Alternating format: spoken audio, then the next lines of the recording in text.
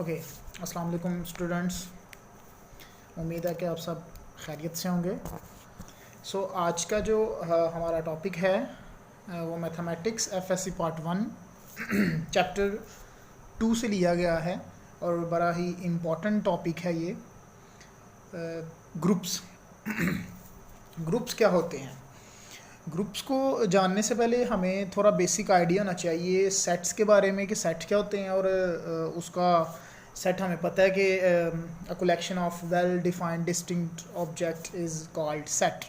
तो आप इसको स्टडी कर सकते हैं, हम यहाँ डिस्कस नहीं करेंगे। तो फर्स्ट आपको पता होना चाहिए क्लोज्ड सेट क्या होता है, क्योंकि हमारा जो लेक्चर है सारा ग्रुप्स का वो सारा क्लोज्ड सेट से ही स्टार्ट हो। हमें पता होना चाहिए क्लोज्ड सेट होता क्या है। या क्लोयर प्रॉपर्टी आप 9th में आमतौर पे चैप्टर 2 में पढ़ा था आपने प्रॉपर्टीज़ को। Closure property, associative property, identity, inverse, तो वही चीज़ें ग्रुप्स में है। कुछ नई चीज़ नहीं है, बस टर्म नहीं आ गई है ग्रुप्स, नहीं तो ये प्रॉपर्टीज़ आपने पढ़ी हुई हैं पहले। क्लोज्ड सेट का मतलब होता है कि एक ऐसा सेट जिसमें आप कोई से भी एलिमेंट उठा लें और उनको आप ऐड करें या सब्ट्रैक्ट करें with respect to the operation, तो उसका जो रिज़ल्ट आना चाहिए वो भी उसी सेट को बिलोंग करेगा। हर एक एलिमेंट के लिए, इटसेल्फ के लिए भी, तो वो क्लोज्ड सेट होगा, अदरवाइज सेट क्लोज नहीं होगा। फॉर एग्ज़ाम्पल हम यहाँ से समझते हैं, ज़रा देखिएगा। यहाँ पे हमने एग्जांपल लिया है नेचुरल नंबर की, ठीक है। नेचुरल नंबर वो नंबर होते हैं जो 1 2 3 से स्टार्ट होते हैं और सो ऑन मूव करते हैं। तो इसमें अगर मैं क्लोयर प्रॉपर्टी चेक करूँ तो उसमें ये है कि अगर मैं, आप देख सकते हैं कि 1 को 1 में ऐड करूँ, इट सेल्फ भी करूँ, तो 2 आंसर आता है जो कि उस सेट को बिलोंग कर रहा है। यानी कि जो रिज़ल्ट आना चाहिए वो उसी सेट को बिलोंग करना चाहिए, फिर क्लोयर प्रॉपर्टी सेटिस्फाई होती है। इसी तरह कोई भी एलिमेंट ले लें आगे पीछे कहीं से भी, 2 + 3, 3 + 2, 5 + 7, कोई भी आप दो एलिमेंट लें, उनको अगर आप ऐड करें तो जो रिज़ल्ट आना चाहिए वो भी अगर उसी सेट को बिलोंग करता है तो वो सेट क्लोज्ड होगा अंडर दैट ऑपरेशन। ओके, तो इसका मतलब है ये सेट ऑफ नेचुरल नंबर है, ये क्लोज्ड है अंडर एडिशन, जबकि ये क्लोज्ड नहीं है विद रिस्पेक्ट टू सब्ट्रैक्शन में आप देख सकते हैं कि अगर हम 3 - 2 करें, 5 - 4 करें तो 1 आएगा, दैट्स गुड कि वो उस सेट में है। लेकिन हर एक एलिमेंट के लिए आपको चेक करना है ना कि आप प्रीवियस में से नेक्स्ट को माइनस करें और नेक्स्ट में से प्रीवियस को, तो आंसर उसी में आना चाहिए। जैसा कि हमने 3 - 2 किया है तो आंसर -1 आ रहा है, और आपको पता है कि माइनस जो आंसर होता है वो नेचुरल नंबर में बिलोंग नहीं करते, इसलिए ये क्लोज्ड नहीं होगा। मल्टीप्लिकेशन में अगर हम चेक कर लें क्लोयर प्रॉपर्टी को या क्लोज्डनेस को, तो उसमें अगर हम 1 × 2 करें तो 2 आता है, दैट्स गुड, ऊपर नेचुरल नंबर में बिलोंग कर रहा है। 5 × 2 10 बिलोंग कर रहा है, 5 × 5 भी कर सकते हैं। मैंने जस्ट 1-2 एग्जांपल ली है, आप इसको ओपन माइंडली कहीं से भी आप चेक कर सकते हैं, तो ये क्लोज्ड होगा अंडर मल्टीप्लिकेशन, ठीक है। ये जस्ट इन दोनों के लिए स्पेसिफिक नहीं है कि यही दो हमने क्यों लिए हैं। अब कोई भी इसमें से उठा सकते हैं, मल्टीप्लाई कर सकते हैं, ऐड वगैरह कर सकते हैं। बात यह कि प्रॉपर्टी सेटिस्फाई करनी चाहिए, क्लोजर प्रॉपर्टी। ओके, यहाँ जो हमारी बुक में डिस्कस की एग्जांपल उसको ले लें। एस एक सेट है हमारे पास, E for even number, O for odd number. Okay, तो इसका मतलब है कि ये एक ऐसा सेट है जिसमें इवन नंबर भी हैं और ऑड नंबर भी हैं। अब हम देखें तो अगर मैं एक इवन नंबर ले लेता हूँ, एक ऑड नंबर ले लेता हूँ, दोनों को सम करूँगा तो जो रिज़ल्ट आएगा that is a odd number, तो वो भी उस सेट को बिलोंग कर रहा है। या फिर दोनों ही ऑड नंबर ले लूँ, रिज़ल्ट मेरा इवन नंबर आ रहा है, तो वो उसी सेट को बिलोंग कर रहा है। ओके, तो इसका मतलब है ये सेट क्लोज्ड है। देन आपको पता होना चाहिए एसोसिएटिव प्रॉपर्टी का। ओके, मैं जस्ट गो थ्रू करवा रहा हूँ, फिर हम अपने टॉपिक पे आते हैं। असल में यही टॉपिक है हमारा आज का। तो एसोसिएटिव का मतलब होता है कि इसमें पहली बात 3 एलिमेंट लिए जाते हैं, 3 नंबर्स होते हैं, जिनको अगर हम लेफ़्ट साइड में ब्रैकेट चेंज करके राइट साइड पे चेंज करके देखें तो वो आंसर दोनों इक्वल आने चाहिए। जैसे कि नेचुरल नंबर की एग्जांपल ले लें, इसमें मैंने 3 एलिमेंट ले लिए हैं, 2 3 और 5, जो कि किसको बिलोंग कर रहे हैं, नेचुरल नंबर को। तो अब देखें 2 + 3 + 5, इस तरह से अगर मैं पहले ब्रैकेट को सॉल्व करूं तो 3 + 5 करूंगा तो वो क्या आएगा, 8 आएगा, और यहाँ अगर मैं यहाँ पहले ब्रैकेट को सॉल्व करता हूँ तो वो 5 आएगा। 8 to 10 is equal to 10, means का फ़र्क नहीं पड़ना चाहिए, तो फिर एसोसिएटिव प्रॉपर्टी होल्ड होती है। तो दैट मीन कि एसोसिएटिव नेचुरल नंबर में होल्ड होती है। ओके, तो अब हम आते हैं टॉपिक की तरफ। ग्रुप को डिफाइन करने से पहले हमें कुछ स्टेटमेंट को समझना होगा। उसमें सबसे पहले आ जाता है ग्रुप वाइड। ग्रुप वाइड क्या होता है? अगर सेट क्लोज है with respect to respective operation तो वो क्या कहलाता है? ग्रुप वाइड कहलाता है। यहाँ पे ये जो ऑपरेशन के आगे स्टेरिक का साइन है, ये ऑपरेशन को शो कर रहा है कि इधर प्लस भी आ सकता है, माइनस भी आ सकता है, मल्टीप्लाई भी आ सकता है, जो हमें पूछा गया होगा। सेकेंडली आप एग्जांपल दे सकते हैं कि सेट ये ई और ओ आना था, यहाँ से बाय मिस्टेक टाइपिंग हो गया, तो ई इवन नंबर है, ओ ऑड नंबर है। इस एग्जांपल को हमने स्टडी कर लिया कि ये क्लोज होता है, तो दैट मीन कि ये जो सेट होगा हमारे पास इवन और ऑड नंबर का, ये ग्रुप वाइड होगा। अगर क्लोजर प्रॉपर्टी क्लोज्ड सेट है तो उसे हम ग्रुप वाइड कहेंगे। इसी तरह सेट ऑफ नेचुरल नंबर आप देख सकते हैं, तो मैंने लिखा is not closed under subtraction. 4, 5 दो नंबर लिए हैं नेचुरल नंबर से, दोनों को सब्ट्रैक्ट करेंगे तो वो माइनस में आंसर आ रहा है जो कि नेचुरल नंबर को बिलोंग नहीं करता, तो हम कहेंगे ये ग्रुप वाइड नहीं है। हर एक एलिमेंट के लिए ट्रू होना ज़रूरी है। किसी एक के लिए भी अगर हमारा रिजल्ट फॉल्स आ जाता है तो वो प्रॉपर्टी सेटिस्फाई नहीं करेगी। यानी कि आप जितनी मर्जी एग्जांपल ढूंढें नेचुरल नंबर की कि वो बिलोंग कर रहा है उसमें सब्ट्रैक्शन, लेकिन कोई एक ऐसा नंबर आपको मिल गया जैसे 4 और 5 है, वैसे तो बेशुमार है इसमें, किसी एक के लिए भी अगर ये ट्रू नहीं होता तो हम उसको ग्रुप वाइड नहीं कहेंगे। Clear? Hope so. Next semi group. Semi group क्या होता है? अब इसमें हम कंडीशंस ऐड करते जा रहे हैं ना, रिस्ट्रिक्शंस करते जा रहे हैं, रिस्ट्रिक्ट करते जा रहे हैं। नेक्स्ट के हमने पहले कहा कि सेट अगर क्लोज है तो वो क्या होता है, वो हमारे पास ग्रुप वाइड होता है। अब हम एक और कंडीशन लगाने लगे हैं कि अगर सेट जोन्स है एसोसिएटिव भी है, कि वो क्लोज्ड भी है और एसोसिएटिव भी है, तो फिर वो क्या किस कैटेगरी में आएगा? वो सेमी ग्रुप कहलाएगा। ठीक है, इसमें दो बातें हमने करनी होती हैं, उसमें एक थी फॉर एग्जांपल नेचुरल नंबर की बात हो चुकी है कि हम नेचुरल नंबर पकड़ें, उनको ब्रैकेट्स को रिमूव करके आगे पीछे करके हम लास्ट पे देखें तो वो रिज़ल्ट सेम आता है। यहाँ पे जनरल मैंने बात कर दी है, a plus B plus C is equal to a plus B plus C. पहले लास्ट 2 नंबर्स पे ब्रैकेट है, फिर फर्स्ट पे है। सो वी नो दैट हमने डिस्कस किया कि फ़र्क नहीं पड़ेगा। इसका मतलब है नेचुरल नंबर का जो सेट है वो सेमी ग्रुप है। Okay, next we talk on monoid.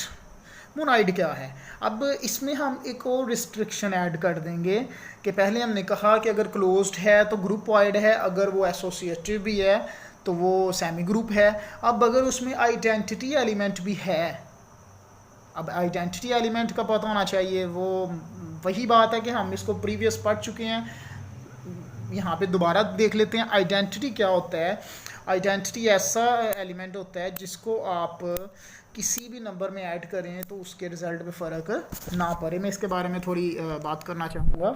So let's see, जैसे कि यहाँ पे हमने बात की है नेचुरल नंबर है ना, तो आइडेंटिटी यहाँ पे अगर हम थोड़ा इसको फर्दर देख लें, देखिएगा कि अगर मैं एडिशन के लिहाज से बात करता हूँ तो 5 में मैं क्या ऐड करूँगा कि मेरे पास दोबारा 5 ही आए? क्या ऐड किया जाएगा? Definitely it must be 0।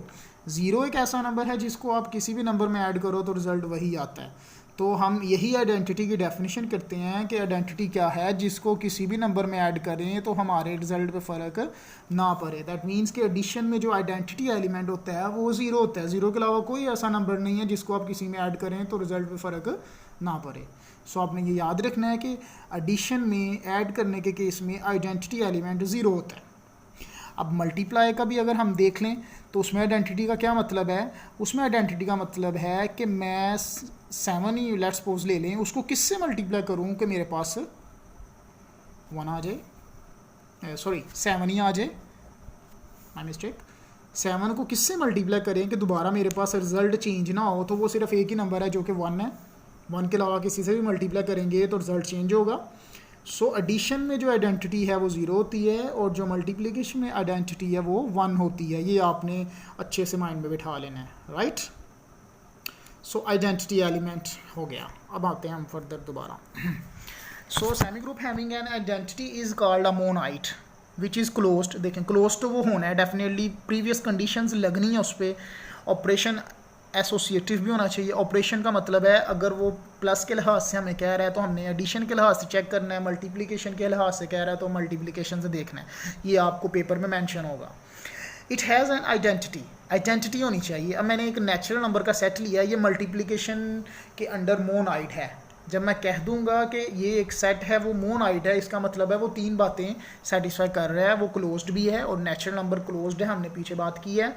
Associative भी होता है। क्या नेचुरल नंबर में आइडेंटिटी होती है विद रिस्पेक्ट टू मल्टीप्लिकेशन? तो जी हाँ, क्योंकि आइडेंटिटी क्या होती है मल्टीप्लिकेशन में 1 होती है। और हमने ये देखा है कि नेचुरल नंबर 1 से स्टार्ट होते हैं, इसका मतलब है natural number has identity element, इसलिए उसमें आइडेंटिटी एलिमेंट है। तो नेचुरल नंबर को हम क्या कहेंगे? मोनाइट कहेंगे। ये मैंने नेचुरल नंबर एक स्पेसिफिक सेट ले लिया, आप बाकी सेट के लिए भी कर सकते हैं या अपनी बुक से ज़रा मज़ीद एग्जांपल्स इलेबोरेट कीजिएगा तो आपको क्लियर हो जाएगा। जैसे कि जो हमारे पास नेचुरल नंबर है ये एडिशन के रिस्पेक्ट से मोनाइड नहीं है। क्यों नहीं है? क्योंकि एडिशन के लिहाज से जो आइडेंटिटी एलिमेंट होता है वो 0 होता है, जबकि नेचुरल नंबर में तो 0 है ही नहीं। इसलिए जो नेचुरल नंबर है वो एडिशन के लिहाज से मोनाइड नहीं है, जबकि मल्टीप्लिकेशन के रिस्पेक्ट से है। I hope it's clear. अब हम बात करते हैं ग्रुप की, डेफिनेशन ऑफ ग्रुप अब हम स्टडी करते हैं। अब हम इस काबिल हो चुके हैं कि हम ग्रुप को समझ सकते हैं। So a monoid having inverse of each element. अब देखें मैंने जब लिख दिया है कि a monoid having inverse, monoid ने सारी बातें कर दी हैं कि सेट क्लोज भी है, एसोसिएटिव भी है और आइडेंटिटी भी है। तो इस एक लफ्ज़ में ये 3 चीज़ें छुपी हुई हैं कि मोनाइड कहने का मतलब है कि तीनों उसमें होल्ड कर रही हैं।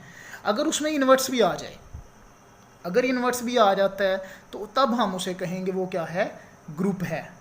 ओके, यानी कि which is closed with respect to some operation, closed हो, एसोसिएटिव हो, आइडेंटिटी, और फोर्थ वन क्या ऐड आ गया है कि उसमें एलिमेंट के इन्वर्ट्स भी होना चाहिए, तो तब वो ग्रुप होगा। अब जिस तरह हमने आइडेंटिटी को समझा है, हम इन्वर्ट्स को भी थोड़ी समझ लेते हैं। इन्वर्ट्स क्या? ओके, इन्वर्ट्स की बात करने लगे हैं। इन्वर्ट्स में ये होता है, लेट्स सपोज कोई नेचुरल नंबर 8 ले लेते हैं। 8 का इन्वर्ट्स क्या होगा? तो इन्वर्ट्स की डेफिनेशन है कि 8 को हम किस नंबर से मल्टीप्लाई करेंगे कि मुझे आइडेंटिटी मिले। इन्वर्ट्स के लिए आइडेंटिटी आपको पता है, मल्टीप्लिकेशन की बात हो रही है तो आइडेंटिटी क्या होती है? 1 होती है। सो 8 का इन्वर्ट्स क्या होगा? 8 का इन्वर्ट्स होगा कि उसको मैं किससे मल्टीप्लाई करूँगा तो दोबारा मेरे पास सिर्फ 1 आए, तो एक ही पॉसिबिलिटी है 1/8। मल्टीप्लिकेशन में 1/8 ही ऐसा नंबर है जिसको इससे मल्टीप्लाई करेंगे तो 1 आ सकता है। इसका मतलब है 8 का इन्वर्ट्स क्या है? 1/8। तो ये इन्वर्ट्स की हमारे पास डेफिनेशन होती है कि 8 का 1/8 है। इसी तरह एडिशन के लिहाज से बात करें तो 5 लिखा और 5 का इन्वर्ट्स क्या है कि आइडेंटिटी है, और एडिशन में एडिशन है ना तो आइडेंटिटी क्या आनी चाहिए? 0।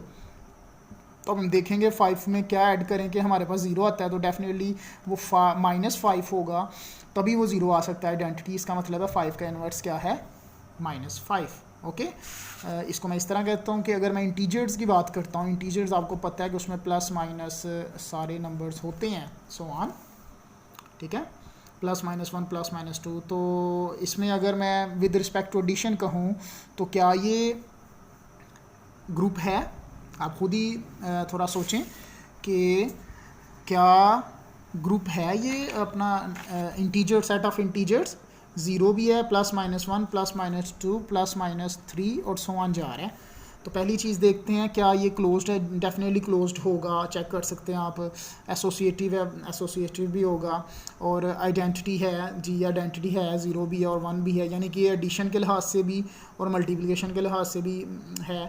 ओके, इसके बाद इन्वर्ट्स की जब बात करेंगे तो विद रिस्पेक्ट टू एडिशन अगर बात करते हैं तो जो इंटीजर्स हैं ये एक ग्रुप होता है, क्योंकि इन्वर्ट्स एग्जिस्ट कर रहे हैं। अगर मैं 2 की बात कर रहा हूँ तो 2 का इन्वर्ट्स क्या होना चाहिए? -2 होना चाहिए। 3 की बात कर रहा हूँ, 3 का -3, तो वो इन्वर्ट्स है। जबकि ये विद रिस्पेक्ट टू मल्टीप्लिकेशन आपका ग्रुप नहीं होगा, क्योंकि 2 है तो 2 का इन्वर्ट्स 1/2 होता है मल्टीप्लाई में, तो वो इसमें एग्जिस्ट नहीं करता, बिकॉज हम रैशनल नंबर इसमें नहीं है, रैशनल नंबर्स। ओके, तो ये बेसिक आइडिया था इन्वर्ट्स के बारे में। सो तब हम इसे क्या कहेंगे, ग्रुप कहेंगे। अब अबेलियन ग्रुप क्या होता है, अगर वो कमोटेटिव भी है। कमोटेटिव का क्या मतलब है, a b multiply is equal to b है, यानी कि अगर आप 5 मल्टीप्लाई 4 करते हैं तो 4 मल्टीप्लाई 5 करते हैं तो दोनों आंसर इक्वल आते हैं, तो डेफिनेटली दोनों आंसर्स क्या होंगे आपके, इक्वल आते हैं। इसलिए अगर वो कमोटेटिव भी है तो उसको हम क्या कहेंगे, उसको हम अबेलियन ग्रुप कहते हैं। ठीक है, तो that is all about the group. आप खुद से एग्जांपल्स लें, किसी सेट की बुक मैंने कहा उसमें है, वहाँ से देखें, कोई भी सेट उठा लें और ख़ुद इसको टैकल करने की कोशिश करें। जब तक खुद इस पे काम नहीं करेंगे तो क्लियर नहीं होगा। 4 प्रॉपर्टीज़ आपने जस्ट अपने माइंड में रखनी है। ओके।